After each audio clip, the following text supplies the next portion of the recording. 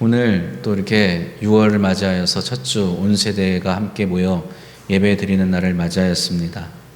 저도 우리 성도님들, 각 가정, 또 우리 자녀들, 자손들을 위해서 늘 기도합니다. 그래서 또 한편으로는 꿈을 꿉니다. 이렇게 온 세대가 함께 모여 예배 드리는 날, 우리 모든 자녀들, 자손들이 함께 모여 하나님께 예배 드리는 그날을 말입니다. 우리에게 소망이 어디 있냐? 제게 물으신다면 우리 자녀들에게 있다고 저는 말하고 싶습니다. 제가 우리 아버지의 소망이 되었다면 저희 자녀들이 저의 소망이 되겠지요. 우리가 하나님의 소망이 되었듯, 하나님의 기쁘신 바 되었듯, 우리의 자녀들과 자손들도 하나님의 소망이요 하나님의 기쁘심이 될 줄로 믿습니다. 이를 위하여 우리가 기도하고 이를 위하여 우리가 마음을 모으기를 원합니다. 최근 들어서 우리나라의 위상이 이전과 많이 달라졌다는 것을 느끼곤 합니다. 요즘에 주식이 오르고 환율이 어떻게 바뀌고 이런 경제적인 지표만을 말하는 것이 아니라 우리나라의 문화들이 세계적으로 인정받고 유행하는 것을 볼 때 사뭇 그렇게 느낍니다. 우리나라의 일상의 소재들을 가지고 만든 애니메이션이 세계적인 인기를 끌기도 하고, 우리나라 가수의 공연을 보기 위해서 전 세계에서 많은 사람들이 서울에 방문을 하기도 합니다. 최근에는 대만의 세계적인 기업의 한 총수가 우리나라 기업 총수들과 만나기 위해서 우리나라를 방문해서 저녁을 먹는다는 게 뉴스거리로 나왔습니다. 삼겹살에 소주를 함께 먹는 것이 유난스럽게 소개할 일이나 싶겠지만, 세계를 선도하고 있는 기업들이 우리나라의 기업들과 좋은 협력 관계를 맺기 위해서 그만큼 노력한다는 것을 보여주는 것 아닌가 싶습니다. 그렇게 여러 가지 문화가, 또 우리의 음식이 세계에 소개되고 또 각광을 받게 되면서 생겨난 특이한 반응들이 있습니다. 그것은 무엇이냐? 그렇게 하는 거 아닌데, 또 그렇게 먹는 거 아닌데, 이런 반응입니다. 예를 들면 앞서 말씀드린 그 외국 기업의 총수가 우리나라 기업의 총수들과 함께 고깃집에서 삼겹살을 구워 먹는데 쌈을 싸먹는 것을 배웠습니다. 고기 한 점을 쌈에 놓고 쌈을 싸가지고 먹는데 그 쌈을 한 입 베어 먹는 겁니다. 그게 뉴스에 나왔어요. 그 장면을 보고 사람들이 여러 반응이 있는데, 그 중에 하나는 누가 도대체 쌈을 기껏 싸가지고 베어 먹느냐는 겁니다. 한국 사람은 쌈을 싸서 어떻게 먹어요? 한 입에 다 넣어 먹죠. 한 입에 넣어 먹으려고 쌈 싸는 거 아닙니까? 쌈을 싸서 한 입에 먹든 두 번에 나눠 먹든 맛있기는 매한가지겠지만 한국 사람이 볼 때는 어때요? 불편하기가 여간 그지없죠. 저거 다 떨어지겠네, 저거 다 흘러내리겠네, 그렇게 먹는 거 아닌데, 이렇게 말한다는 거죠. 예전에 전주 비빔밥에 관한 논란이 한 번 있었습니다. 우리 교회에서도 한 번 비빔밥 먹으니까 그 말씀 하시는 분이 있더라고요. 비빔밥의 고장인 전주에서는 비빔밥을 비빌 때 재료가 부서지지 않게 젓가락으로 이렇게 비빈다는 말이 있었습니다. 그래서 젓가락으로 비비는 사람은 비빔밥을 제대로 먹을 줄 아는 사람, 숟가락으로 비벼가지고 막 문대면서 먹는 사람은 잘 모르는 사람이라는 말이 있었죠. 그런데 사실 그것이 무슨 상관이겠습니까? 비빔밥은 그냥 잘 비벼서 먹으면 되는 거 아닙니까? 눈에 보이는 행동에 집착한 나머지 음식의 본질이나 맛의 본질을 잃어버릴 수도 있다는 말이죠. 바울이 살던 시대에는 로마라는 제국이 세계의 절반을 다스리던 시대였습니다. 당시에 바울이 인식하고 살던 세상의 거의 전부라고 해도 할 만큼 거대한 제국이 바로 로마 제국이었지요. 그러한 제국 안에 여러 종교가 있었고 여러 철학이 있었습니다. 그리고 그 중에는 아주 작은 나라, 유대라고 하는 나라의 종교인 유대교도 있었습니다. 그리고 유대교 안에 최근 새롭게 주목을 받기 시작한 그리스도교라는 것도 있었지요. 처음 사도들과 바울에 의해서 복음이 전파되었을 때에는 아직 우리 기독교와 유대교가 크게 구분이 되지 않던 시대였습니다. 예수 그리스도는 유대교의 하나님인 여호와 하나님이 이 땅에 보내신 메시아 그리스도로 여겨졌기 때문입니다. 그러나 나중에 유대교가 기독교와 구분이 되는 것 중에 하나는 바로 이 율법에 대한 이해 때문이었습니다. 유대교는 유대인에게만이 아니라 이방인에게도 열려있는 종교였습니다. 제가 앞서 말씀드린 것처럼 로마 제국 안에서 유대교를 믿는 사람들이 유대인만 있었던 건 아니라는 말입니다. 흔히들 유대교는 유대인들만 믿는다고 생각하지만 이방인 중에도 하나님 경외자, 여호와 경외자라고 불리우는 유대인이 아니지만 유대교의 교리를 믿는, 유대교를 따르는 사람들이 있었습니다.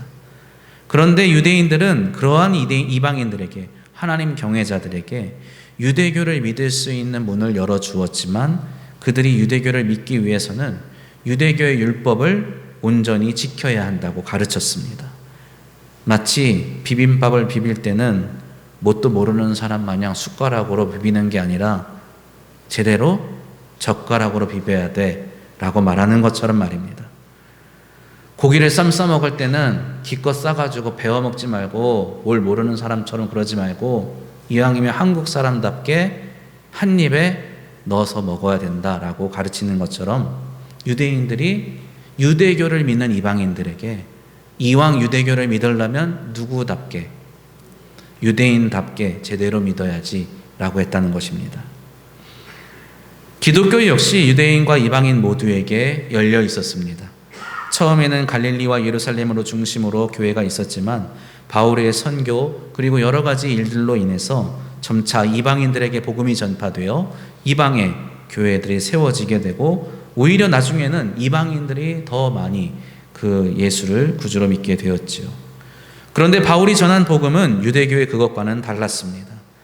바울은 이방인들에게 율법을 지킬 것을 강요하지 않았던 것입니다.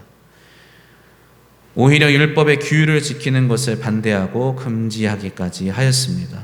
이러한 바울의 모습 때문에 유대교를 믿는 유대인들과 또 예수를 믿는 유대인들까지, 잘 들으십시오. 예수를 믿는 유대인들까지 바울을 오해하기 시작했습니다. 바울이 율법을 무시하는 것인가? 바울은 율법이 필요 없다고 생각하는 것일까? 라고 말입니다. 그러나 오늘 본문에서 바울은 분명하게 선언하고 있습니다. 31절 말씀 우리 함께 봉독하겠습니다.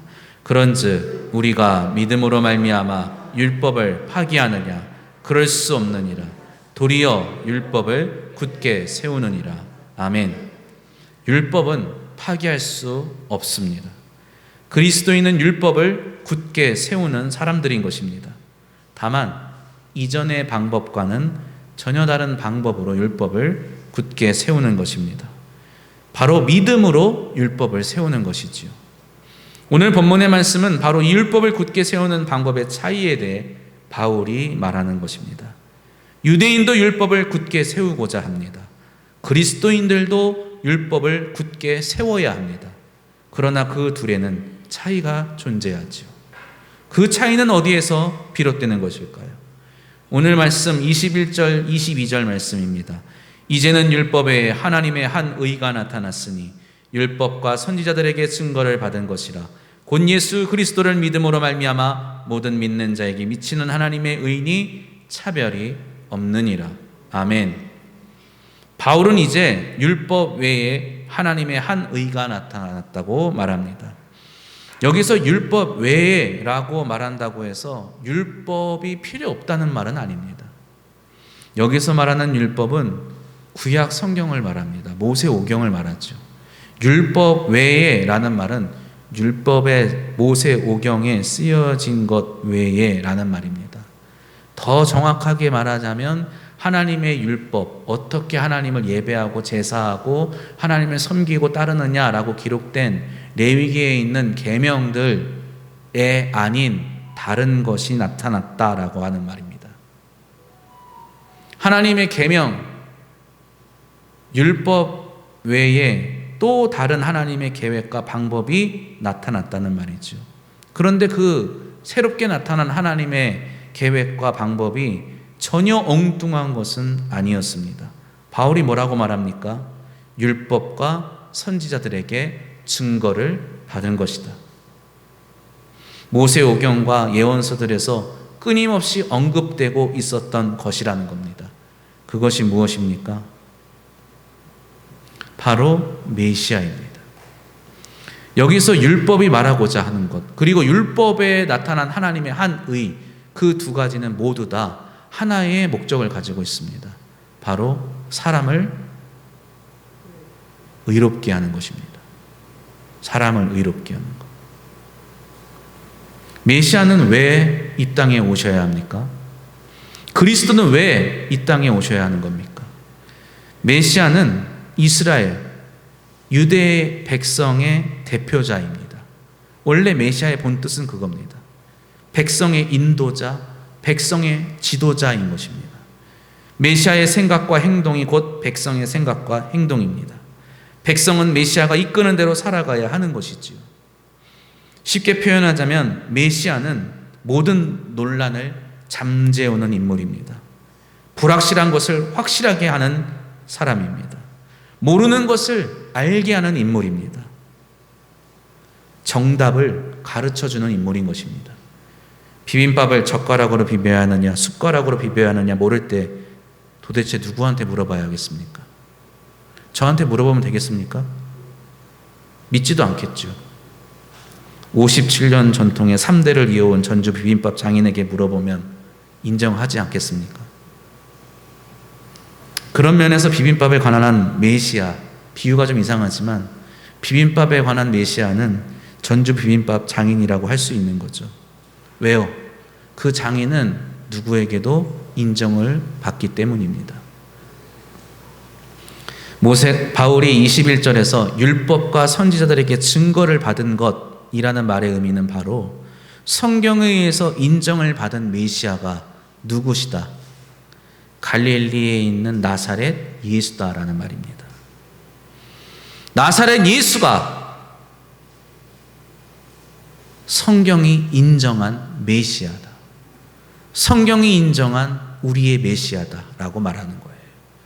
우리에게 있던 모든 논란을 잠재우고 진리를 가르쳐줄 그가 바로 갈릴리 나사렛 예수인 것입니다.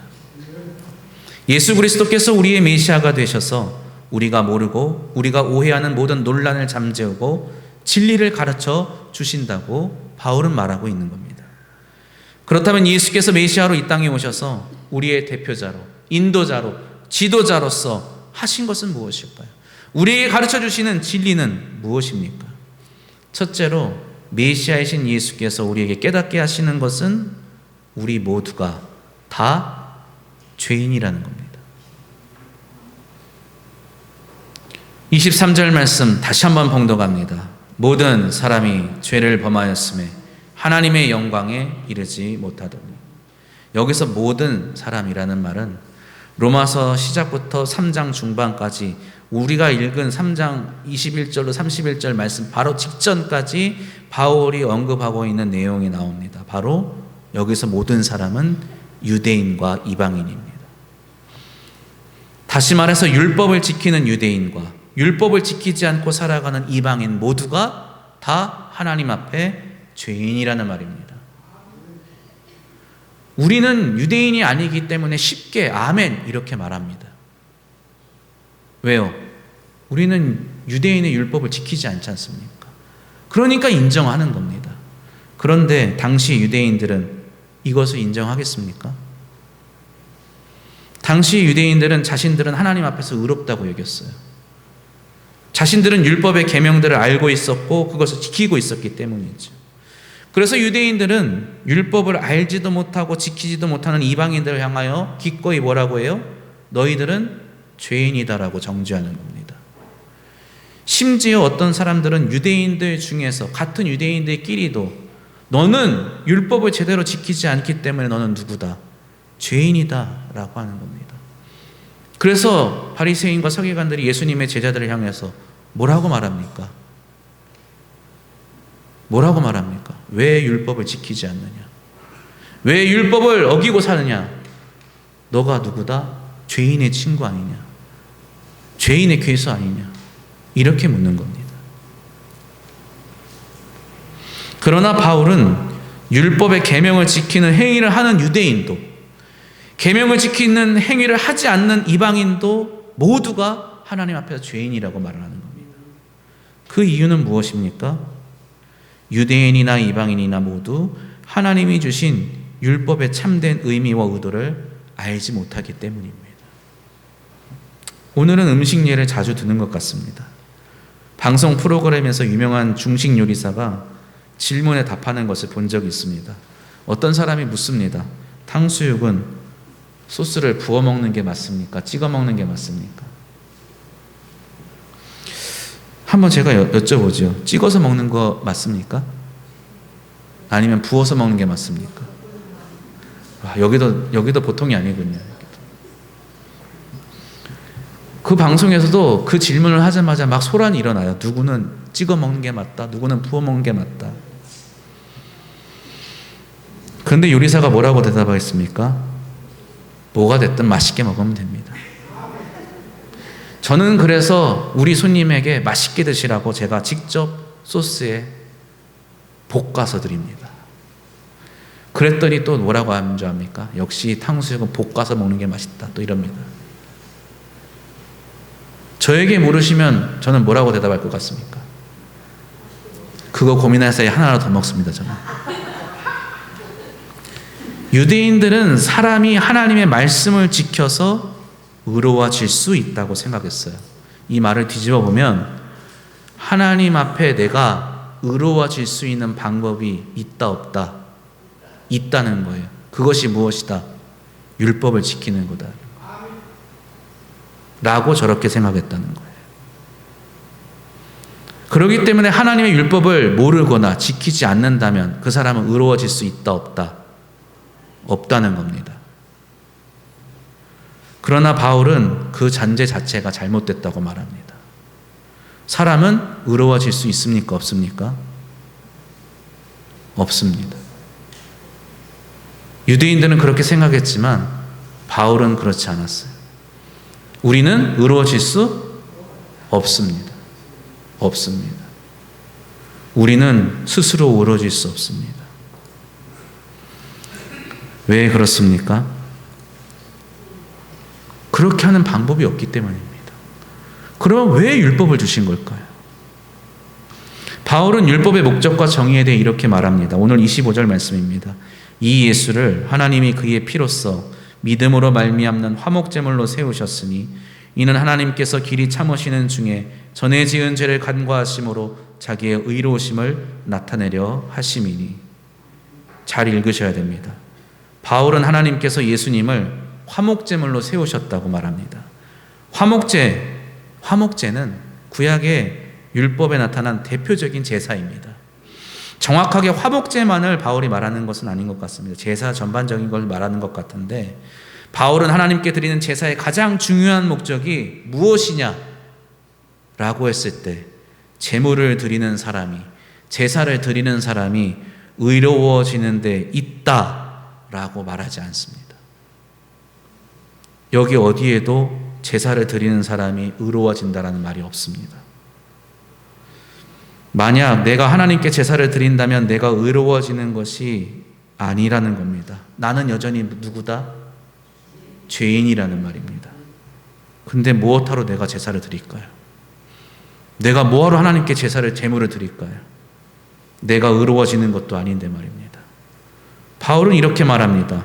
그 제사를 하나님이 받으시고 하나님께서 내 죄를 간과하신다. 그리고 의로움은 누구다? 하나님의 의로움이 나타난다는 겁니다.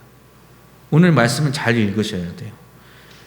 하나님께서 길이 참으시는 중에 전에 지은 죄, 우리의 죄를 간과하시고 자기의 의로우심, 누구의 의로우심? 하나님의 의로우심을 나타내는 겁니다. 여기에는 우리의 의로움이 하나도 없습니다. 우리는 여전히 죄를 간과당하고 있을 뿐입니다. 간과는 뭡니까? 사라지는 것이 아닙니다. 미루어 두는 것이고 내 눈앞에서 치워버리는 겁니다. 그냥 눈 감고 모른 척하고 있는 겁니다. 나는 여전히 죄인인 겁니다. 왜 그럴까요? 죄라는 것은 결코 그렇게 쉽게 사라지는 것이 아니기 때문입니다. 죄를 지은 내가 여전히 그대로 살아있기 때문입니다. 하나님의 죄에 대해 심판을 하시는 공의의 하나님이시기 때문입니다. 하나님은 죄를 지은 그 사람에게 반드시 무엇을 물으십니까? 죄를 물으십니다. 그러나 그렇게 죄의 책임을 하나님께서 일일이 물으신다면 하나님 앞에서 살아남을 사람은 어느 누구도 없는 겁니다. 그렇기에 하나님은 율법을 통해서 제사를 드리라고 하는 거예요. 제물을 통해서 그의 죄를 간과하시는 겁니다. 잠깐 미루어 두시는 거죠. 그 죄의 대가를 미루어 두시는 겁니다. 죄의 심판을 미루어 두시는 겁니다. 언제까지? 심판하시는 날까지. 심판대 앞에서 물으시겠다고 미루어 주시는 겁니다. 그게 율법의 의미입니다. 그것이 바로 구약의 제사를 중심으로 한 율법을 주신 목적과 의미인 것입니다. 율법이 의미하는 것, 율법이 의도하는 것은 누군가가 그것을 통해서 의롭게 된다라는 것이 아니라 그것을 하는 사람, 그 율법을 지키는 사람은 누구다? 하나님께 용서받아야 할 사람이라는 것을 의미하는 겁니다. 내가 지금 제사를 드리고 있다는 것은, 내가 하나님께 예물을 드리고 있다는 것은 무엇을 의미합니까? 내가 이 예물을 드림으로 내가 의로워진다? 아닙니다. 내가 지금 하나님께 용서를 구하고 있다라는 겁니다. 왜 용서를 구합니까? 잘못했기 때문이죠. 왜 화해를 합니까? 사이가 나쁘기 때문입니다. 하나님께 화목제를 드리는 사람은 하나님과 사이가 나쁜 사람입니다. 하나님께 제사를 드리는 사람은 하나님께 죄를 지은 사람입니다. 죄를 짓지 않는 사람은 제사 드릴 필요가 없겠죠. 하나님과 사이가 좋은 사람은 하나님과 화목해질 필요가 없는 사람입니다. 율법을 지키는 것, 제사를 드리는 것, 그 모든 것은 내가 하나님께 죄인이라는 것을 인정하는 것입니다. 그를 의로운 사람으로 만드는 것이 아니라는 겁니다. 그래서 바울은 율법이 있는 곳에 무엇이 더 가득하다? 죄가 가득하다. 율법을 지키면 지킬수록 내가 어떠한 존재? 하나님께 용서를 받아야 할 존재라는 것을 깨닫게 된다는 것이죠. 두 번째로 메시아이신 예수께서 우리에게 깨닫게 하시는 것은 무엇일까요? 바로 이 앞에 있는 내가 죄인이라는 이해에서 비롯되는 것인데, 바로 우리의 죄를 예수께서 속량하셔서 우리를 비로소 의롭게 하시는 분이시라는 겁니다. 제가 앞서 말씀드렸죠. 어느 누구도 스스로 의로워질 수 없습니다. 그럼 우리는 결코 의로울 수 없는 존재들입니까? 아니라는 말입니다. 그 죄의 문제를 해결하면, 우리는 하나님 앞에 의로운 자로 살아갈 수 있는 것입니다. 죄의 문제를 해결하는 방법에는 두 가지가 있습니다. 하나는 내가 그 죄의 대가를 치르는 것입니다. 내 생명을 드리는 것이죠. 여기 계신 분들 중에 죄의 대가로 자신의 생명을 드릴 분이 있습니까? 어느 누구도 없습니다. 그러면 첫 번째 방법은 아무도 쓰지 못하겠죠. 두 번째가 있습니다. 바로 예수 그리스도께서 우리의 죄값을 대신 치르시는 겁니다. 심판을 미루신 하나님께서 때가 이르러서 당신의 아들 예수 그리스도를 십자가에 못 박으심으로 우리에게 예정하신, 우리에게 묻고자 하시는 그 죄의 대가를 치르시는 것입니다. 우리에게 물어야 할 죄의 책임을, 우리에게서 가져가야 할 죄의 대가를 예수 그리스도에게서 가져가시는 것이지요. 그것이 바로 오늘 본문에 나오는 속량의 의미입니다. 예수께서 메시아로서 십자가에 달려 죽으심으로 누구도, 나도 십자가에 달려 죽는 것입니다. 왜요? 메시아라는 말의 의미에는 그것이 담겨 있는 겁니다. 메시아는 나의 왕, 나의 주라는 의미입니다. 예수님이 그렇게 하시면 누구도, 나도 그렇게 합니다. 예수님이 십자가에 죽으셨으니 나도 십자가에 죽습니다. 그것을 고백함으로 예수께서 나를 대신하여 내 죄의 값을 속량해 주시는 것이죠. 예수께서 메시아로 부활하심으로 우리도 그와 함께 부활하는 것입니다. 우리는 아직 죽음을 맛보지 못하고 부활도 맛보지 못했지만 우리의 대표자, 우리의 지도자, 우리의 왕이요 우리의 주님이신 예수 그리스도께서 그것을 먼저 이루셨기 때문에 우리가 예수를 메시아로 고백하는 인정하는 한 우리에게도 그 일이 동일하게 이루어지는 것이죠. 그렇기 때문에 우리가 해야 하는 것, 우리가 의로워지기 위해서 할 수 있는 것은 무엇입니까? 율법을 지키는 것이 아니라 율법이 우리에게 가르쳐 주는 것 무엇입니까? 내가 죄인이라는 것과 이 죄인을 비로소 속량해 주시는 분이 오직 십자가에 달려 죽으신 예수 그리스도라는 것을 무엇하는 것? 믿음으로 고백하는 것입니다. 그것이 바로 저와 여러분이 의롭다 하심을 얻을 수 있는 유일한 길임을 기억하시기를 바랍니다. 다 알고 있는 이야기지만 제가 또 이렇게 하는 이유가 있습니다.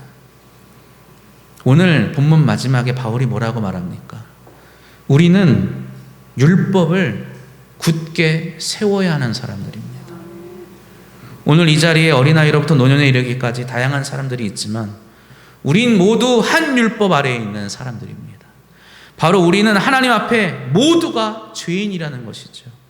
저기 있는 어린아이들이라고 해서 우리보다 더 순수한 게 아닙니다.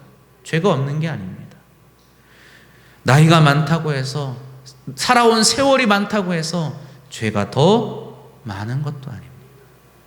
우리는 모두가 똑같은 죄인입니다.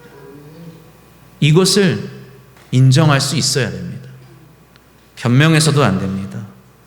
뭐라고 말씀한다고요? 굳게 세워야 합니다. 우리는 이것을 굳게 인정해야 됩니다. 내가 용서받아야 하는 사람임을, 내가 죄인이었음을 다시 한번 고백할 수 있어야 하는 것입니다. 그리고 우리가 비로소 할 수 있는 고백, 우리의 메시아이신 예수 그리스도로 말미암아 내 죄가 속량받았다고, 내 죄가 사함받았다고, 그래야 내가 의로워졌다고 고백할 수 있는 것입니다. 내가 죄인이 아니라면 예수가 나의 메시아일 필요가 없습니다. 나의 그리스도가 될 수 없는 것입니다. 내가 죄인임을 인정함으로 내 죄가 그에게 전가되고 그 죄가 나에게 전가되어서 내가 죄 사함을 얻게 되어 의롭다 하심을 얻게 되는 것이죠. 다시 한번 말씀드립니다. 우리는 이 율법을 굳게 세워야 하는 사람들입니다. 그리스도가 나의 화목제물이 되어 나의 죄를 속량하셨음을 믿으십니까? 저와 여러분의 유일한 구원의 소망이, 구원의 능력이 십자가에 달려 죽으신 부활하신 예수 그리스도이심을 믿으십니까? 그렇다면 우리의 자녀들의 유일한 소망은 누구십니까? 우리의 자녀들의 유일한 구원의 능력은 누구십니까? 굳게 세우고 계십니까? 아니면 나만 그렇게 믿으면 되지 라고 생각하십니까? 내 믿음이 내 자녀들을 의롭게 할 수 있을 거라 생각하시는 겁니까? 아니면 우리 자녀들이 예수도 모른 채 그냥 자신들의 능력만 키우고 따르며 살아가는 것이 저들을 의롭게 하고 저들을 구원에 이르도록 할 거라고 생각하고 계십니까? 우리는 율법을 굳게 세워야 합니다. 우리에게는 어떤 일말의 희망도 없습니다. 오직 십자가 달려 죽으시고 부활하신 예수 그리스도. 우리의 선조들도 그러했듯, 우리도 그러했듯, 우리의 자녀들과 다음 세대, 먼 후손에까지도 유일한 구원의 소망은 십자가 달려 죽으시고 부활하신 예수 그리스도이심을 믿으시기를 바랍니다. 다른 소망, 다른 메시아, 다른 구원은 없습니다. 오늘 새가족반을 하는데 우리 김금석 성도님께 저에게 그렇게 물으시더군요. 이단이 뭡니까? 제가 간단하게 말씀드렸어요. 다른 소망, 다른 메시아, 다른 구원의 방법 말하는 것이 이단입니다. 오직 우리에게는 십자가 달려 죽으시고 부활하신 예수 그리스도밖에 없습니다.